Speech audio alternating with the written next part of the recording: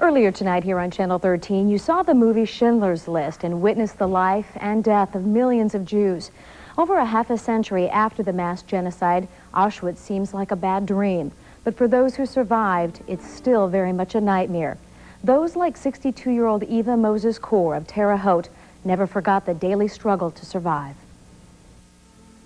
When Auschwitz was liberated by the Russian army in January of 1945, only 300 children were found alive. 9-year-old Eva Mozes and her twin sister Miriam were in the front row, leading the way to freedom and away from the death factory.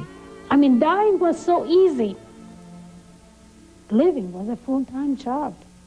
And it wasn't easy. In 1944, when the twins arrived at Auschwitz with their parents and 2 older sisters, they were ripped out of the arms of their mother, who was sent immediately to the gas chambers. As years went by, I always wished that I would have understood what was happening and run back and say goodbye to her.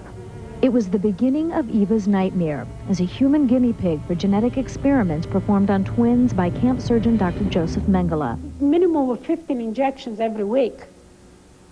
One of these injections almost killed me. As Joseph Mengele stood over her bed laughing, she made a silent pledge. That I will prove him wrong. I will survive. Her first pledge was made on the night she arrived in Auschwitz, after finding 3 children dead on the bathroom floor. So I made a silent pledge that I will do anything in my power to make sure that Miriam and I won't end up on that filthy floor. And they didn't, even after surviving unthinkable atrocities and the inhumane deaths of nearly 11 million people, mostly Jews. Through it all, Eva believes there's one simple lesson to be learned. Let us remove all hatred and prejudice from our world. Let it begin with me. And it has.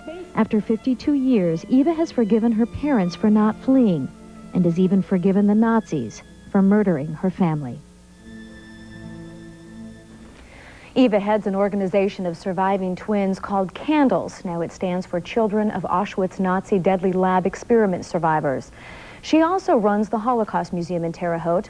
Eva's twin sister Miriam died of cancer in 1993.